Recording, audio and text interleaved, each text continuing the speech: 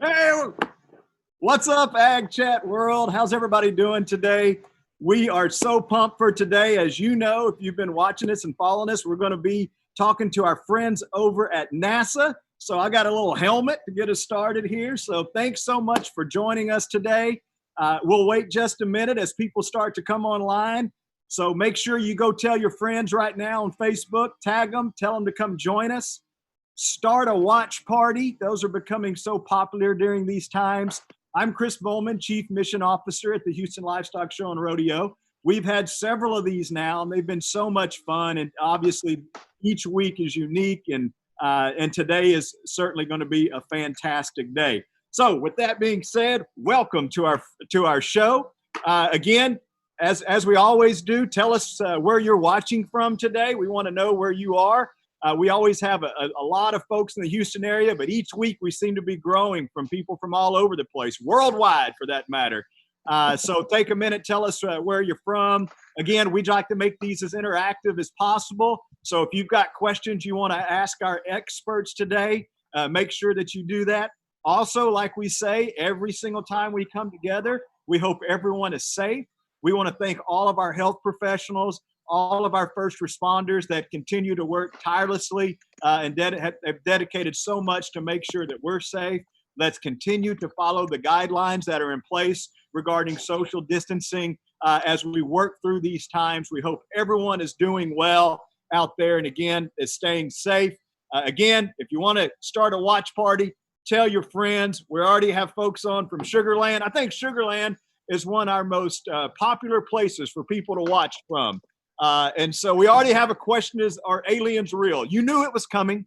You knew that question was coming. So we'll talk about that as we go through here. As a reminder, these sessions are about promoting our mission at the Houston Livestock Show and Rodeo. Today, we're going to talk a little bit about how we promote agriculture. You'll hear a little bit about what's happening at NASA with agriculture. And then, of course, just community support and education. We always debrief on what we did last week. We heard from Ryan Levy and all the things that he's doing. We actually have agriculture in the city, so to speak, as he showed off some of his vineyards that are right there inside the city. That was awesome. Spent a lot of time with him as a scholar too. So if you haven't watched that one, go back and watch it. It's available there on Facebook. But today, it's NASA time. And what you may not know out there is NASA and the Houston Livestock Show and Rodeo have been partners for several years. In fact, NASA has been a rodeo grant recipient for 20 years. The rodeo supports the high school Aerospace Scholars Program, which I have been a witness to the last couple of years. It's one of the coolest things out there. We're going to talk about some of that today. We're going to talk about science. We're going to talk about education. We're going to talk about community support. We're going to talk about ag and space. Believe it or not, we have somebody from England that's joined us today. We have somebody from Egypt. So we are clearly worldwide. So with that, ready? Who's ready to take off to space with us? We're heading to space, and we're going to start with, we have two special guests, John Davis and Becky Camus. We're going to start with John. John is a NASA education coordinator. John, before we get into what that means, tell us a little bit about yourself and how you got to NASA. Oh, wow. Well, I am an educator by trade. I was a professional teacher for 15 years in the classroom. I am from the city of Chicago, Chicago, and I love science, technology, engineering, and math. And that's one of the things that drove me in giving that gift of science to our young persons that are eager to learn is exciting for me. That is awesome. I didn't realize you were from Chicago, so that's awesome. Oh, yes. You're a full-time employee, and you're also a graduate student right now. Is that correct? Yes. I'm working on my PhD. So awesome. That's awesome. Well, I'm sure that makes for a full-time gig. So thanks for giving us a little bit of that background. Tell us a little bit tell the audience what you do for NASA as an education coordinator. What does that mean? Because one of the points before you answer that is, in addition to the science part, we want to give kids that are out there that are home some ideas about potential careers that they may not know about. So tell us a little bit about your job and what you do. So as a NASA education coordinator, I help to implement and facilitate the activities, education activities that NASA has. So that's a pretty cool job because you get to be surrounded by different people that work at NASA, such as NASA engineers and scientists and other subject matter experts. So it's a really, really fun, cool job. And so It's so much fun getting to go to work every day yeah, at that was NASA. where I was going. So tell the audience a little bit about what does a day in the life of John look like there at NASA. It's probably pretty unpredictable, I'm guessing. Well, it's so boring. It's so boring. No, no. It's really trying to work collectively with an awesome team that I have, and trying to come up with different ways to deliver STEM activities and events and different things of that sort for our students that are out there. And specifically, like you said, I work on high school aerospace scholars. Yeah, so we'll get right into that. So let's visit a little about the Texas High School Aerospace Scholars activity. All right. So the Texas High School Aerospace Scholars Activity is a very unique program, and it focuses on high school juniors that will apply to get into this particular activity. And that activity consists of an online portion, and it will, through that online portion of the program, they have the opportunity to go on to be selected to an on-site visit and be surrounded by NASA engineers and scientists, and that will help them with their mission as they plan a mission to Mars. And again, work with top-notch science engineers, and it's just an awesome program. And the thing is too, they get such an opportunity to be surrounded and work with all things related to STEM. And it is just something that I can't talk enough about. It's just an awesome program. And it's open to high school juniors. So when it's time to apply, we'll get that information out there for Texas high school juniors to apply. And am I right as a part of that program? And I think we showed a little video clip of it as well. But they not only have to get to Mars, they have to figure out how to sustain life up there, right? Right. And that's definitely one of the major components that we focus on, and where the Houston Livestock and Rodeos sponsorship with the Longhorn Project comes into play. And that is a very, very important component to them uh, figuring out how they're going to do those sustainable things that are needed to get to the moon and Mars or So, beyond. so yeah, you mentioned the Longhorn. So talk specifically about the agriculture themed educational displays that are actually there on NASA's site, which a lot of people may not know. Yes, so we have Longhorns on site at Johnson Space Center, which is pretty cool to get to see them out and about. So the students, when they are on site, if you're lucky to get selected to come on site, the students learn about vegetable cultivation, agriculture, soil research, and other recycling technologies. But the coolest thing I think is, I'm going to say it, the manure. So Let's give a thumbs the up for cattlemen, manure out there, right? let's give a Manure thumbs up is for a manure. great fertilizer. Yeah, tell us a little bit about it. Exactly. So methane gas is one of the byproducts from the manure, and so that can be used or collected and converted into various products. And one of those is a biofuel. And again, one of the most important things to the future of space travel is coming up with a sustainable fuel and food source as we travel into outer space. We have to be able to produce these things. And manure might be the way. Well, so it's one of the ways they research and they learn about. hmm Exactly. So the students definitely learn about those different things. Um, so that is a big component because it's such a important piece to the future of human space flight. Excellent. So tell us, talk a little bit, because you mentioned the Haas program. How do you apply? You mentioned the juniors. How does that process work? So around the months towards the end of August through September and most of October, students can apply. And so if they go to nasa.gov/HAAS or Google High School Aerospace Scholars, when the application opens, they can go right in, read about the program, and apply for it. Got it. Okay. So, and so Yep. what year did you say that was again? Could you repeat that? Well, what time of year did you say the application process? Oh, in the fall. So when school starts back, that's when we start our recruiting season, and then basically through the months of September and October, students are applying. Okay, good. Yeah, so I'm just reading through some of the messages, and John, you may your mic is hitting just a little bit, just so you know. Sorry. No, that's all right. Just wanted to let you know. We got folks on from Turkey.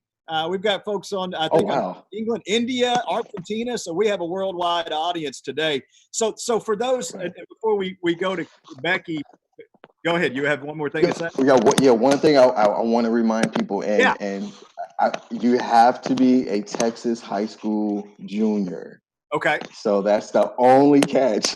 So if you're in Texas, well, if you want to move to Texas and you're going to be an upcoming junior, then yes, you can apply. Yeah, and so we will put the web link for the application in our messages as well. Hey everybody, let's give John a big thumbs up, a big round of applause for getting us started. John, stand by. We may have some questions as we get towards the end, so be there. Great. But with that being said, round of applause again for John. Let's punt over to Becky Camus. Becky is a STEM on Station activity manager. And so, Becky, before we start talking about that, if I'm not mistaken, you are a Haas scholar. Is that correct? So tell us how you got to where you are today. Sure. Well, I'm super excited to be here today. Haas is actually how I got my start at NASA. I was a participant in the first year of the program in 1999, so 21 years ago. I got to come to the Johnson Space Center. I got to tour mission control. I got to work with like-minded people, and I got hooked. I knew that I had to work for NASA no matter what. There's even an article written in my hometown paper where my mom told them I would sweep the floors if they would just let me work there. That is a true statement. I will do whatever it takes.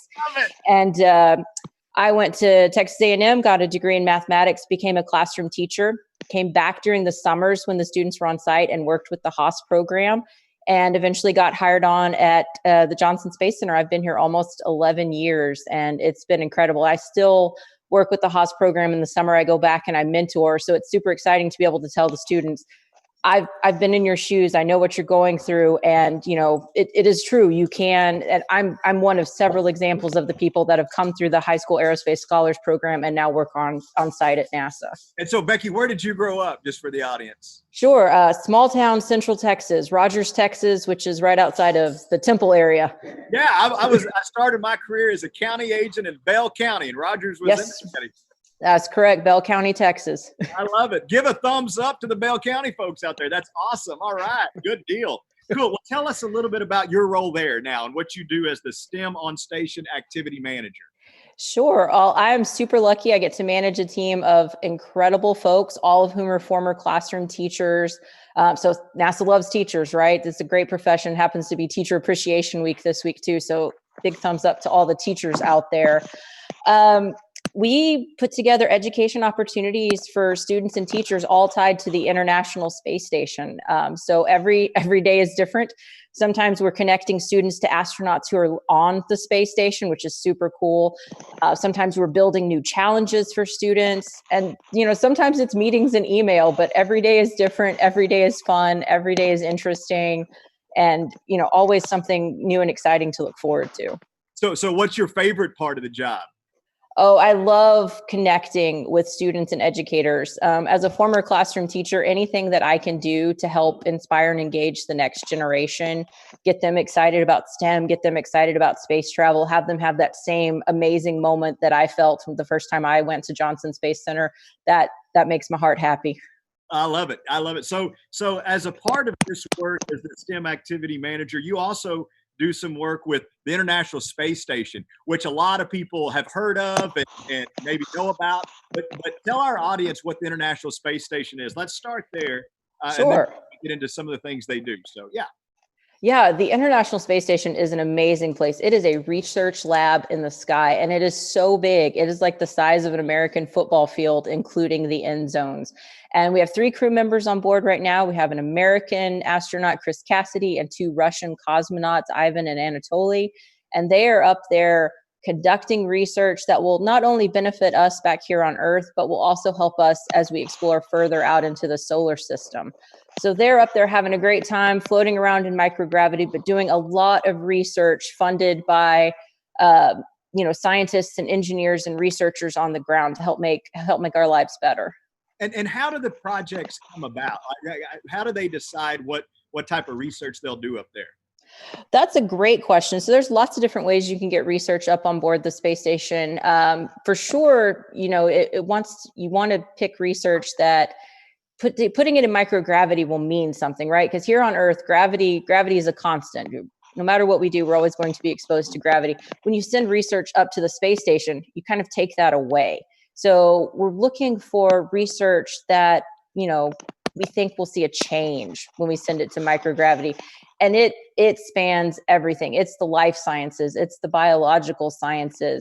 There's been cancer research on board the space station. There's tons of plant growth research on board the space station, because when we venture further out into the solar system, we're not going to be able to take all the food that we need with us. We're going to have to grow food. So it's really important that we learn to grow food in really a hostile environment, right? The astronauts are living on board the space station in a microgravity, and it's self-contained. They're not getting, it's all recirculated air. They don't have running water like we do. They can't, go get it from a stream or anything like that. So lots of things to figure out. There's not running water on the moon that we know of. So and that's kind of where I wanted to go to next, is that a lot of people don't think about that, because we have such an abundant, I'm going to talk specifically about food and water. We have food and water here. Of course, we're in a pandemic. There is concern about food as we move forward, and food supply and so forth. But as a part of the research that's happening up there, I mean, these guys have to eat too, and if we're going to sustain life somewhere, there's a lot of agriculture type of research happening. Can you talk specifically about any of those projects? Yeah, absolutely. So there are several plant growth research experiments going on board the International Space Station. Veggie is where they've grown and gotten to eat fresh lettuce. So we send up a lot of the food that the astronauts eat.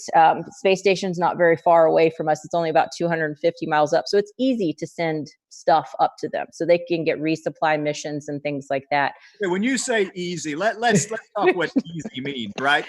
So they're going straight up into space, 200 miles. And so what does that mean, easy? What does that look like? Easy. Well, it's short. So they're going 17,500 miles an hour. But it can take us just several hours to catch up to the International Space Station once we launch from space. They can do it in under a day. Whereas if we were going to the moon, you're looking at 3 days. If you're going on to Mars, you're looking in like the 4 to 8 month range, depending on the technology. So easy means more like a short journey. Space travel is always difficult and challenging. Sure, yeah. But easy to get supplies up there to them, because they don't have to wait 6 months for resupply or things like that. But the astronauts love fresh food. A lot of what they eat, think about like the MREs that you have in the Army. So a lot of it's dehydrated, it's not fresh, it's been in a package. They're eating things like crackers. It's not those fresh fruits and vegetables that we want and crave here on Earth. And so when we send up cargo vehicles, a lot of times they'll put fresh vegetables or fruit in there for them. And that is the first thing the astronauts will find, because they can smell it and they want it. So, not only is it a physical thing, it's also a psychological thing. We humans love fresh food, right? That's what we want. And so being able to grow their own food on the moon or on Mars is going to be a big deal for them psychologically as well. Yeah, no, that makes perfect sense. And so, I had a question come through. So for those folks that are watching, that you have 3 up there right now, how long will they typically stay? That's a great question. Most missions are about 6 months long. We've had a couple of astronauts stay almost a year. Christina Cook, who just returned home a couple months ago, she was up there for almost a year. Scott Kelly was up there for almost a year. But typical mission length is about 6 months. And so the most popular question we've gotten so far that I'm going to ask is, how do you get to do that? How do you get to become an astronaut? How do you get to go to the space station? Those kinds of things. Any advice? That is such a great question, and one that the astronauts answer frequently. And the biggest piece of advice that we see consistently over and over is do something you love. They want people that are passionate about things. The astronaut corps has so many different backgrounds. They're not all from the military. There's civilian folks. Chris Cassidy, who's up there right now, is a former Navy SEAL. We've had biologists up there. We've had engineers up there. We've had medical doctors up there. So you'll see this common thread of STEM. And to apply to be an astronaut right now, you have to have a master's degree in a STEM field. But super important to pursue your passions and what you love is the constant advice we see. Got it. And so as a part of that, as a part of this science and education, you all offer, and this may be for both you and John, you all offer a lot of online resources. And so I'm thinking specifically about the kids and families at home right now that are looking maybe for different projects. And so where is that? What type of resources are there? Sure. Yeah, I'll start and then I'll let John jump in. So the place you want to go is nasa.gov/STEM. That's where all of our education resources are, including our STEM at home content, which is geared towards parents and students who are currently working at home. You can train like an astronaut. You can build and test straw rockets and parachutes. You can build a cardboard rover. There's a ton of good stuff on there, including some agriculture themed activities. You can focus on building a lunar plant growth chamber, so you can kind of simulate what it would be like to grow plants on the moon. One of the things that I've been doing with my son, I've got a third grader, is we go outside, we look at the night sky. You can actually see the space station when it flies over. It's that big.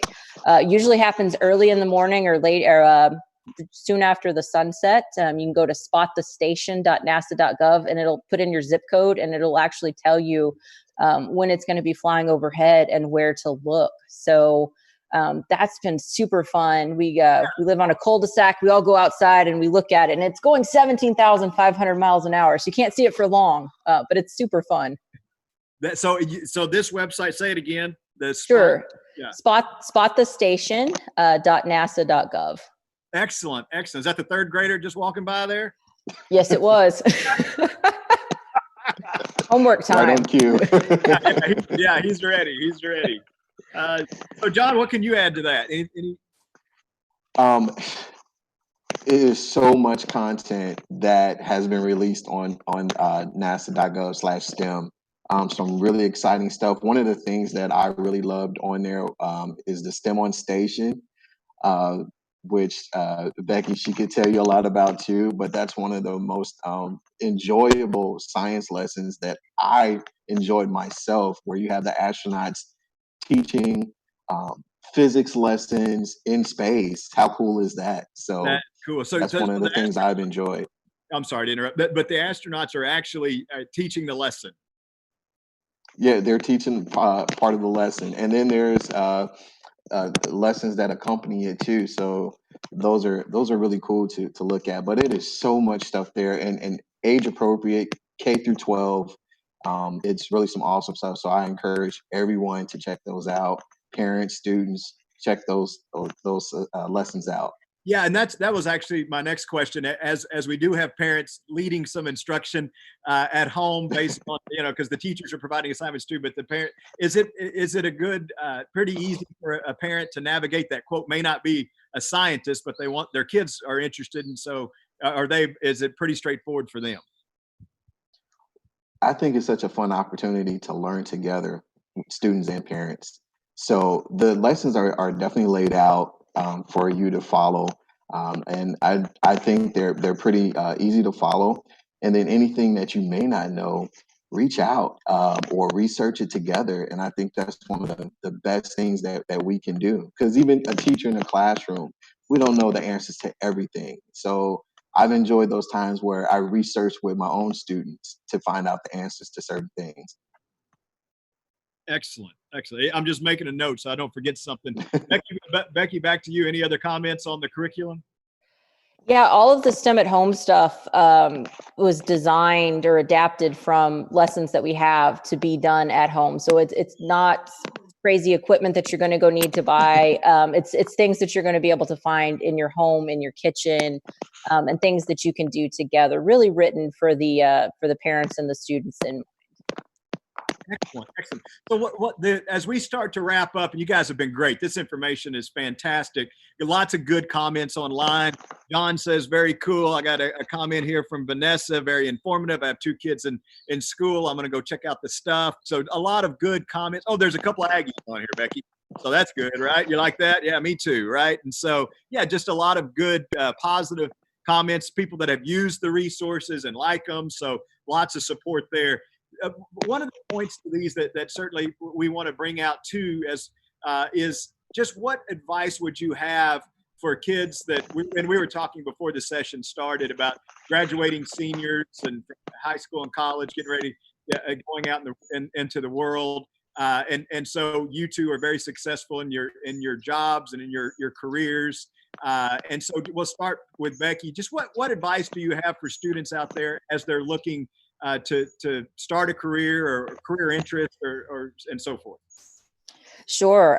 My advice is, this is definitely a setback. This isn't how you thought your senior year was going to go. But it's a great learning opportunity. There have been several times in my career where things didn't go the way I thought they would or that I thought they should. And the important thing to do is just kind of keep going in pursuit of what you're looking for. I thought I was going to go and be an aerospace engineer and design spacecraft, and that's what I was going to do at NASA. And I learned real quickly I was not meant to be an engineer. So I shifted my path. I spent time in the classroom as a teacher, and that experience has been extremely valuable to what I do here at NASA today. So I am still living my dream and working at NASA, but the path is not always as clear cut and straight as you would like it to be. And that's okay, because that's when you learn and grow and really figure out what it is that you want. It's all about the journey, right? John? It is all about the journey. John, your thoughts? That journey sounds so familiar, Becky, because I too wanted or had dreams to be an aerospace engineer, and that path does not always go as planned. But I discovered through the help of one of my physics professors in college that, hey, you have a gift in communicating science to others, and that's what I took and ran with. And it's been such a joy to be an educator and then have the opportunity to go work at NASA. So I am, like I said, excited every day to be a part of what we are doing and the mission that we have coming up. Yeah, living the dream, it sounds like. So also too, I want to remind, Yeah. This is Teacher Appreciation Week. Yep. So I challenge those students out there, send an email to your teacher thanking them for all the hard work that they do. Yeah, exactly. I was going to make that point too at the end. And it's also Mother's Day this Sunday, right? And so it sure is. Those moms that are also, and dads for that matter, that are playing teacher and trying to be that conduit between the teacher that's working from home. Right. And let's thank them. Let's double thank them as well. So, hey, I want to end with one last question for Becky. Anything else happening at NASA you want to share with the group? Oh my gosh, there is so much exciting stuff happening right now. So we are celebrating the 20th anniversary of continuous human presence in space. So if you're in elementary, middle school, or high school right now, someone's been living off the earth for every single day of your life. And that's just amazing, right? When you think about it. On May 27th, we're going to launch crew members to the International Space Station from the SpaceX Dragon vehicle down in Florida. It'll be the first time we've launched American astronauts on an American vehicle from American soil since 2011. So it's a huge deal coming up. And we're continuing to move forward with our Artemis mission. So NASA just selected 3 companies, SpaceX, Dynetics, and Blue Origin, to build landing systems for the moon. So we're getting ready. We're going back to the moon by 2024. And it's super exciting. We're going to launch a rover to Mars this summer. I could go on and on. There's always something fascinating and exciting happening at NASA, and I encourage everyone to follow along and then hopefully one day become part of it, because it's amazing. Yeah, and we may have people that are going to the moon watching here right now. They may go to the moon later in life, which would be awesome. Real Absolutely. quick, where's the best place to go to find out and to follow what NASA's doing? NASA.gov, our main page. You'll see the latest and greatest right up there. Lots of content, but it's fantastic. You can also follow all our social media accounts as well. That's what I figured. So, hey, we're wrapping up. We're at the 30-minute mark. Round of applause for Becky and John. Y'all were so awesome. Just to kind of close, don't forget, you got the websites, but there's lots of NASA STEM at home. You can launch a rocket, design and build a moon habitat, solve a puzzle. There's just so much. Just make sure you go to nasa.gov. Hey, I'm putting the helmet on. We're heading to space. You guys were awesome. I'm going online to try a couple of lessons. The kids can probably do them better than me, but I'm going to give them the best I can. Thank you again so much, Becky and John, for all that you do for young people. Look forward to working with you in the future. One more round of applause. Oh, yes. At the exit, everybody wave. God bless. Stay safe out there. Continue to practice social distancing and do as we're told. And as John has mentioned, make sure you tell a teacher, whoever that teacher is, whoever's in your life, how much you appreciate them, because they do so much for us to make our world a better place. God bless everybody. Bye.